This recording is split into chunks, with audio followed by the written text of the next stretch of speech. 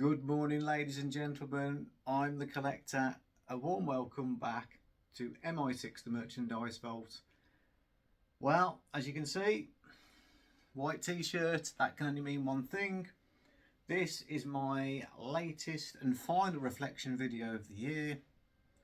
Number of things. So let's kick off with the most recent, well, relatively recent First Light news, which was the announcement about Lana Del Rey being the song artist for said game.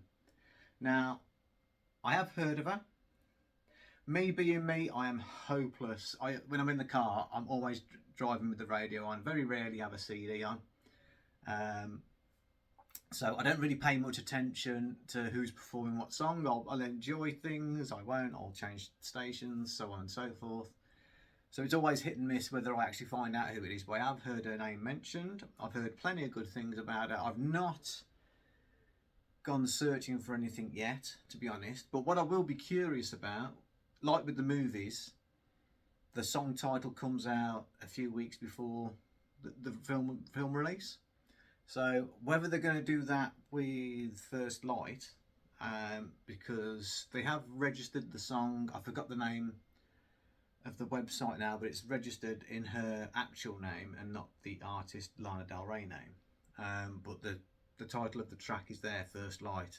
So I'm looking forward to it. I'm hoping they release it before the game comes out to get an indication of, you know, what kind of performance she's capable of giving more than anything.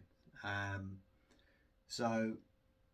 what kind of song is it going to be? A ballad, or is it going to be something a bit more upbeat or left field and catches all out? I mean, I'm longing for another Live and Let Die, You Know My Name type song. So when the new film does come out in 2028, late 2028, that's what we'll get, you know, just to blow the cobwebs away. It's been years since the previous one. So, but that's a conversation for another time, let's say. Moving on, related wise to the new film, even though we don't know anything yet, other than the director and the storyteller, the writer, I am literally about 80% of the way through House of Guinness. And I have to say, once again, I'm absolutely enjoying Stephen Knight's work. The characters in House of Guinness, focusing on the 4 children of the Guinness family inheriting the brewery. And again, you know, creative license has been taken, fair enough. But, you know, was it Arthur, Edward, and I want to say Michael, but I think I may have got that last name wrong off the top of my head. So apologies if I have. But again, you begin to care about these characters. They've all got different flaws and traits. You know, there's steamy parts, there's, you know, graphic parts, so on and so forth, but all high quality entertainment for me anyway. So I'm looking forward to what Knight brings to the new movie. I really am. I think the only thing that in my head is a little voice in the back of my head is, from what I've seen so far, I think the only thing I've not seen of his was the drama he's done in the 80s, set in the 80s. I can't think now, 80s England, but to be honest, I've not watched that just purely because it didn't appeal. So maybe I should. I'll have a think about it. But all the work that I have seen of his is, if you want for a better way of putting it, are like period pieces, nothing set in the modern day. So maybe that's just like the tiniest of concern I've got. But seeing as it's, well, from what we can understand, we're pitching Bond as a reboot, and it could be within his naval days. I just hope he doesn't set it. It needs to be set modern day, to be honest. Setting it in the naval side of his career kind of is like a period piece, I suppose. He's just got to be. I mean, he knows what he's doing. But I may listen to me go. But I just think because of the subject matter, it's a fine line, isn't it? You know, and pretty much established professional assassin. Sort of finding and learning his trade, but you know, the thing I like about the idea of it maybe being more naval based and naval intelligence based is we could have those good old 60s days of end piece finales, like where it's just not Bond on his own against whoever he's up with. He has support, like, you know, like the ninjas in You Only Live Twice, the Navy from the United States, and the Americans in the climax of the Liparus tanker attack.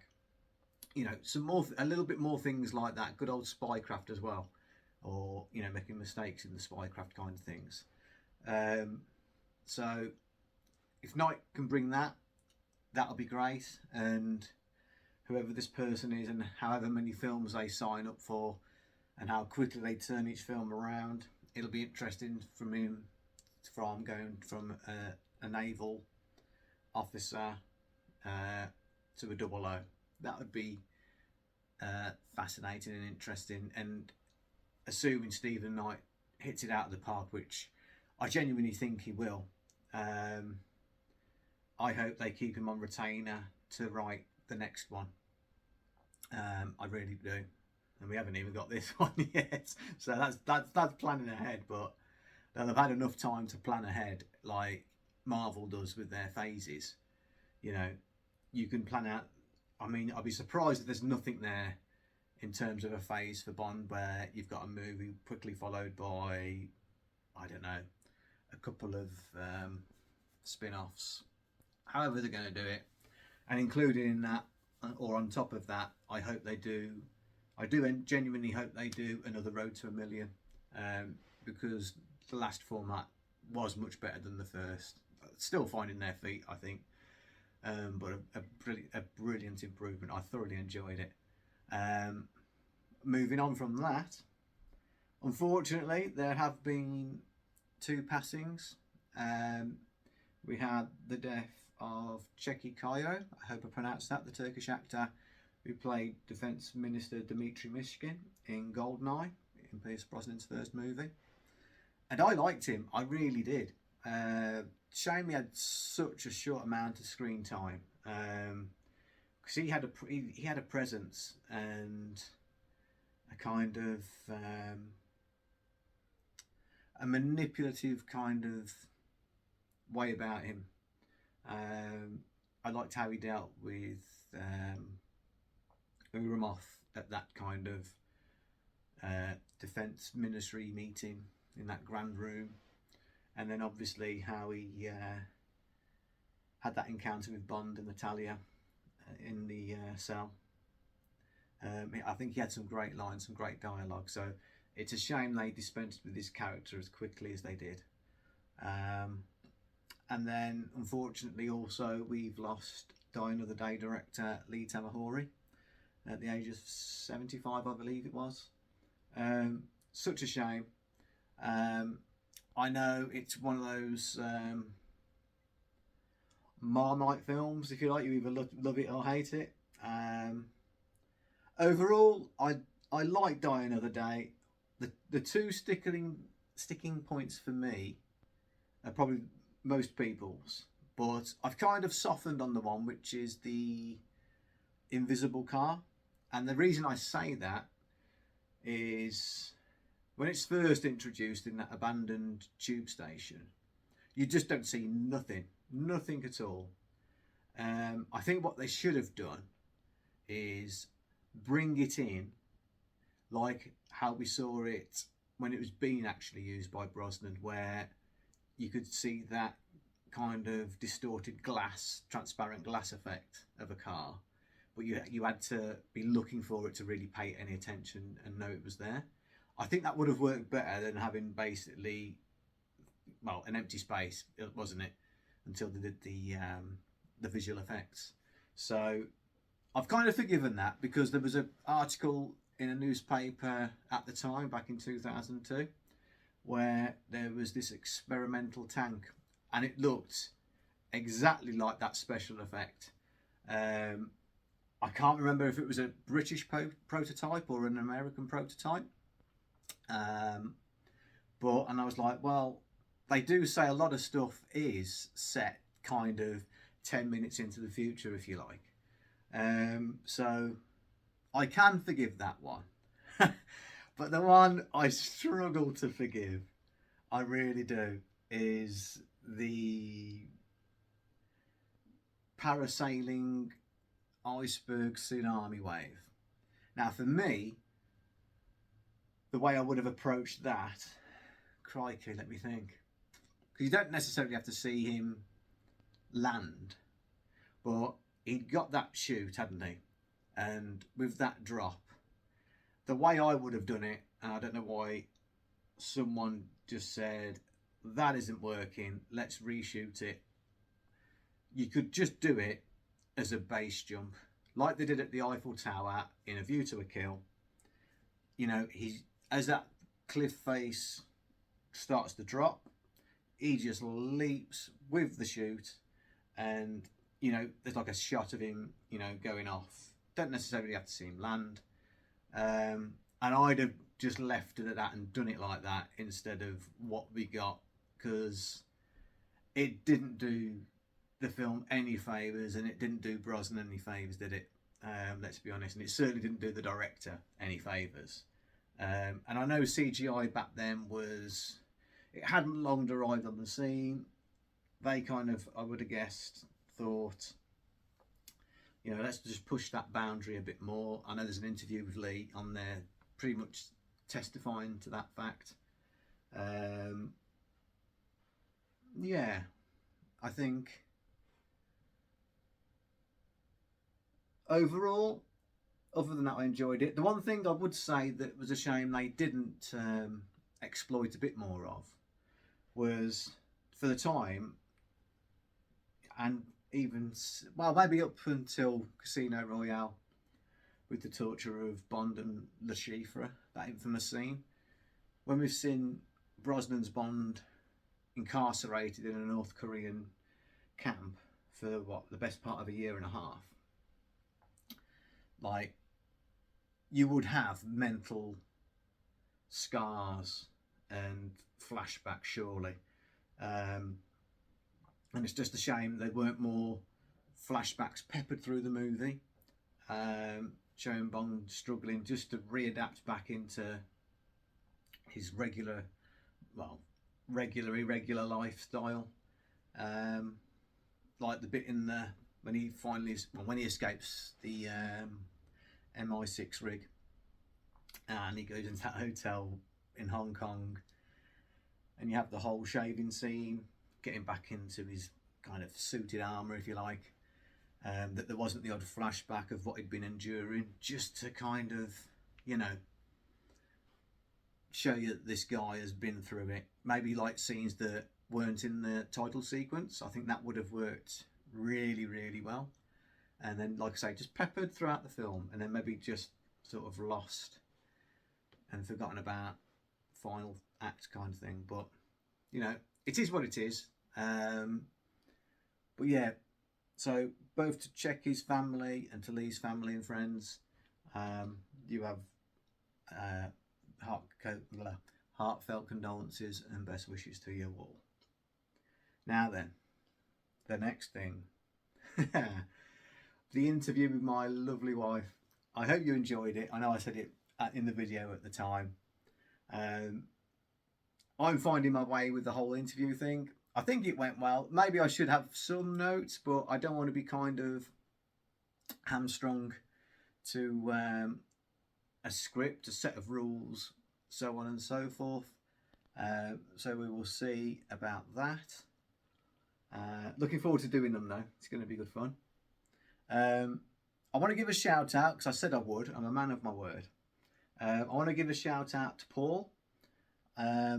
We've been swapping emails and having a conversation, just generally, you know, not just about Bond, He resides in Warwickshire. I'm not going to give his exact location because that is need to know, my friends. That is need to know. You know what I mean? But smashing guy. I'm hoping he's going to do a little bit of a Zoom chat with us because he's collecting. He's in the process of finishing his James Bond Jr. collection. So, like I said before, there is love out there for the what's the word? The divisive cartoon, if you like. And well, it's like December, and kind of just reflecting on the 6 months I've been doing this channel. I never thought I would. I never thought I'd put myself in front of the camera. Because like I've said before, I don't mind it now, but before doing this channel, it's been really good for me. Because I used to hate seeing myself and hearing myself on video. Kind of eeks at me a bit still, but nothing like to the point that it was. So this has been a good therapy for me, if you like. And to have come from just doing 12 planned episodes about what I've got to being, so that's like 3 months, if that, to being twice that into this with kind of lots of ideas and things that I would like to do and share with you guys. I just want to say a big thank you for sticking with us. It means a lot.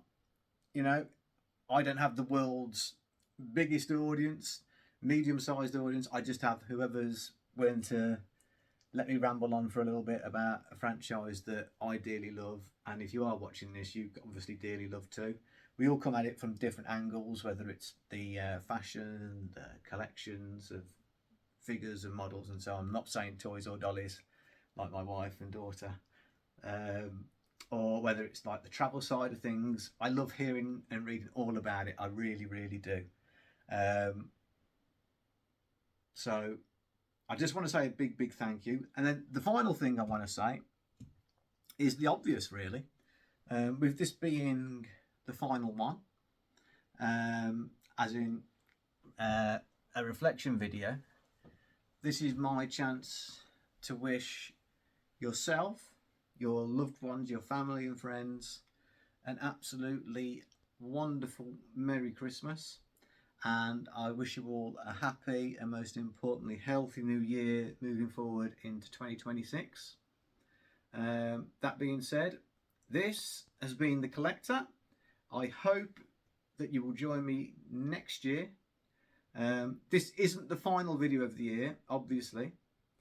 There is a festive weekend. I nearly forgot to say this in the video. This is what this video is about. Because I'm still figuring out when to do it. So now I have figured it out and I've just dropped the remote on the floor, which isn't very helpful. So I'm going to grab that. Let's try that again. Obviously, December this year for Christmas is Thursday. So Friday is the Boxing Day, is the 26th. So this is the Collector's Festive Weekend release, which will be, and I just need to grab something which hopefully is in this and it's open, which is a bonus. So I'm going to pop that there. On the 27th, where are you? On the 27th, we're back at the NEC for the UK Toy Collector Fair. And what I intend to do, let me just show you the date there. As you can see, the 27th. It's free parking. There's some information. It is a really good day out. It really is. Free parking. £10 to get in. And then the world's your oyster, if you like. There is a couple of items, and so I'll be videoing that. I'm hoping to chat to one of the vendors there. Mick Whitmore, if you are watching, let me know. Whether you want to come on camera or not, I don't know. I hope you do. We'll give you all a good plug and get it out there to people for future shows. He's got some great stuff. Nice guy. And yeah, that video will come out on the evening of the 27th of December. And then on the 28th of December, on the Sunday, which is when I always put my episodes out, that will be a Christmas gift reveal. I have a good feeling that I've been a good boy, and yeah, let's just see, shall we?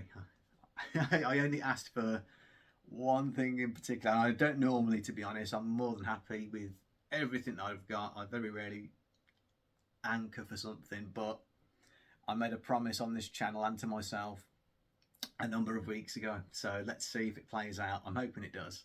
But yeah, there's a Christmas reveal. There is also a bonus novelty item, but not in the way that I have done before, and I can't really say anything just in case my wife actually starts watching these episodes. So yeah, so I look forward to doing that over the Christmas weekend, over the 27th, 28th. And other than that, people, leave a like, a subscribe, a share, a comment, get in touch. I've said it before, I'll say it again, always happy to chat, and enjoy your festive period. It's going to be, no doubt, busy, challenging, but overall, hopefully good-natured and filled with a lot of love. So, Merry Christmas, everybody. Enjoy the rest of your Sunday, ladies and gentlemen. I will see you next week. Take care now. Bye-bye. It's not working again. Look, it's still recording. Let's try it again.